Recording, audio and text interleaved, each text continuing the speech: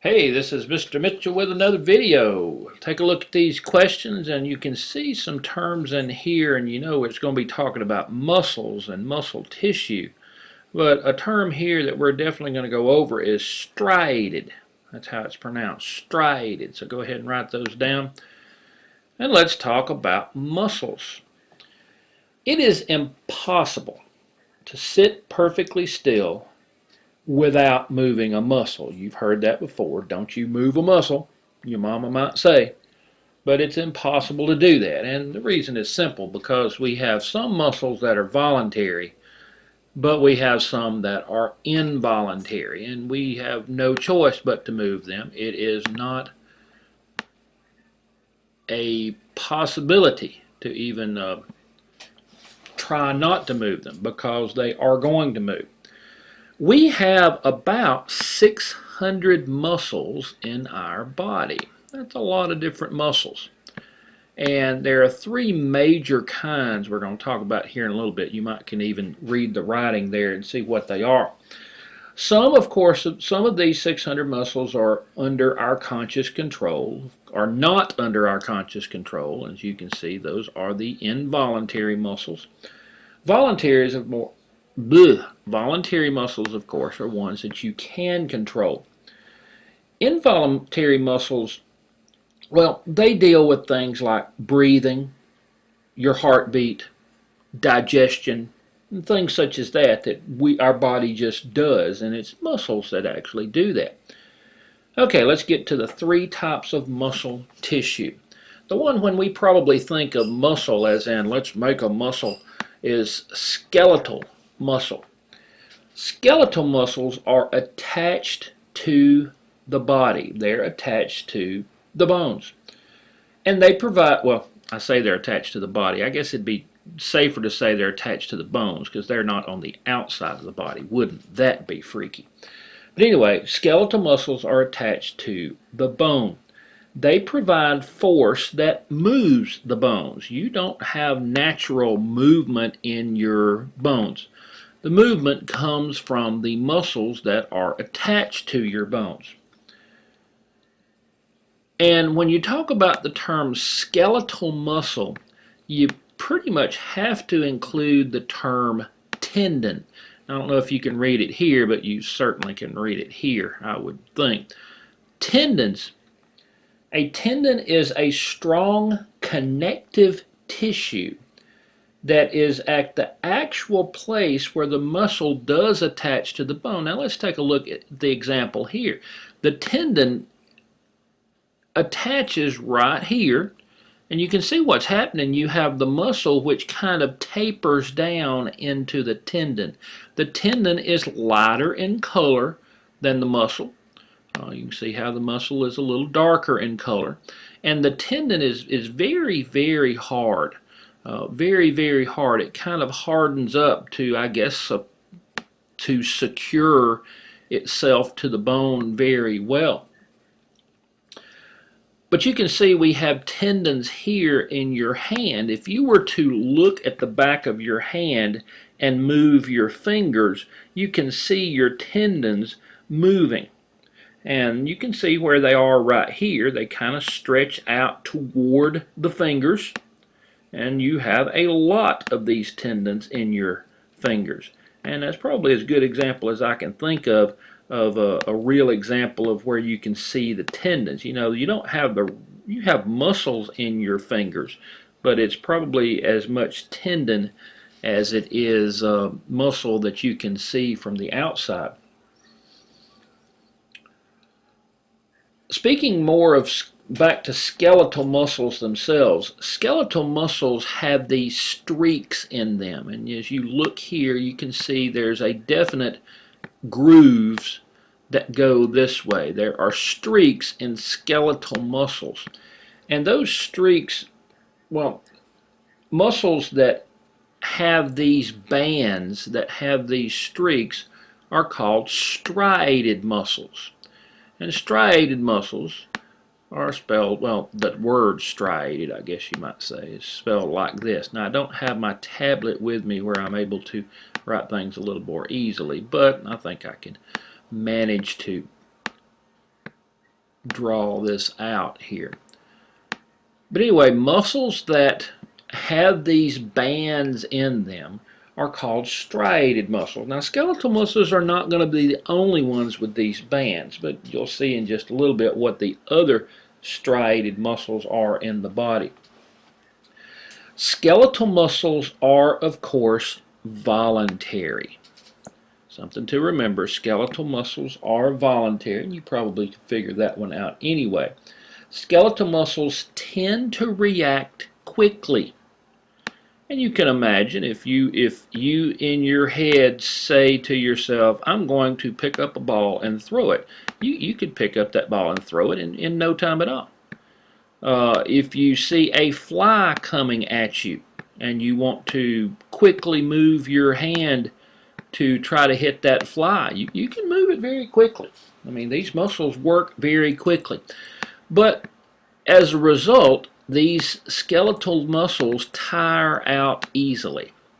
Now, tire out easily, I say, compared to the other muscles. So they move quickly, but they tire easily. That's one of the characteristics of these skeletal muscles. Now, in contrast is the smooth muscle. And you can see from the look here, this looks a lot different than the skeletal muscle does. Smooth muscles are involuntary. Now, I'm looking for a way to draw over here, and I guess that's how I could do that.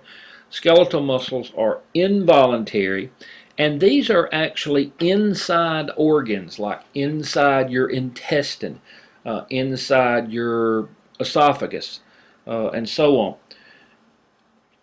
These muscles react slowly. And I'll give you an example. Think of your food digestion. You eat, say, a piece of lettuce.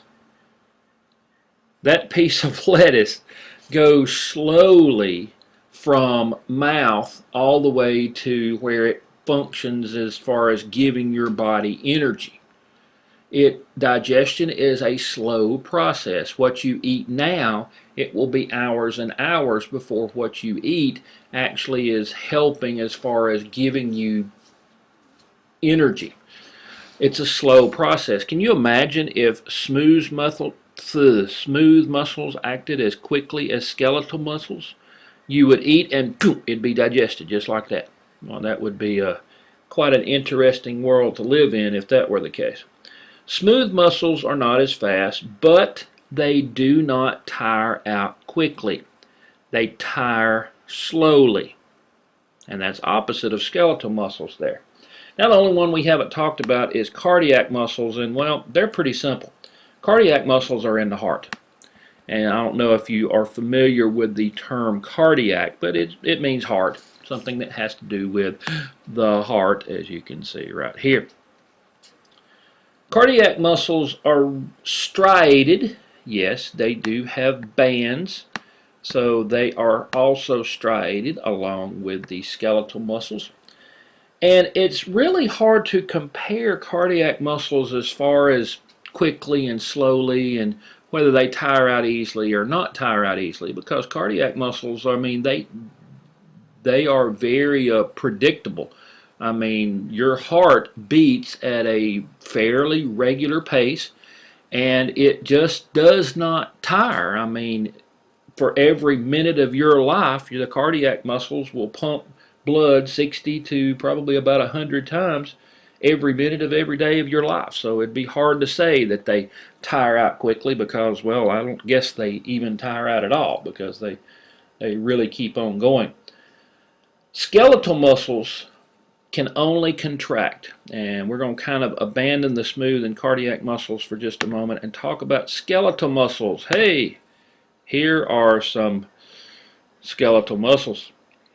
Let's take a first look at the arms here. Skeletal muscles can only contract. Now that's kind of interesting. You think of contracting and relaxing. Now, whenever we think of the opposite of contracting, we think of expanding. A muscle cannot expand, and as a result, you need two muscles, two skeletal muscles, to move the bones. Here's an example of where you've moved bone. You are moving this bone and making that muscle. But what's really happening here is you are contracting one muscle and the muscle opposite relaxes so this one can contract. Now what happens whenever you quit making the muscle and the arm goes back to normal? It's not that they both relax. One has to contract while the other relaxes. So the action that you have is contracting. That's the action. They all contract. And you have to have another one contract just to straighten those muscles out, I guess you might say. I hope you get that concept. And that's skeletal muscles. You have to have two muscles at least to move these bones because they just contract. Now, the thicker the muscle, the stronger the muscle. And when you use muscle, the blood flow there increases, and the muscles then become more flexible. You can see on this Alabama ball player, wow, he's got muscles, and he's not even flexing them. He's just running a football. And you have this former NWA wrestling champion who has all kinds of muscles right there. He's been working out, and you have whoever this is who has apparently been working out quite a lot. Well, anyway, you have those who are able to really thicken their muscle up. And you know, you could probably have some kind of workout regimen where you really do get a lot of muscles. And well, then there's other people who don't. Well, enough of him. There are some things that can happen to your muscles when they are overworked or overstretched. Skeletal muscles can also be hurt in a few ways. You can strain some kind of muscle, and you may have even had a strained muscle before. Pretty much the best thing to do for a strained muscle is rest. You probably would have to have some kind of medical treatment for a torn muscle. More so some than others. If you were to tear a tendon, for example, that would probably be a deal where you'd have to have perhaps even some surgery for that. But something a little less serious is cramped up muscles. Whenever you have a cramped muscle, that means the other muscle just cannot contract enough to get that other contracting muscle to relax, you might say. So those are some common problems you might have with skeletal muscles. Hey, hope you've learned a little bit about muscle.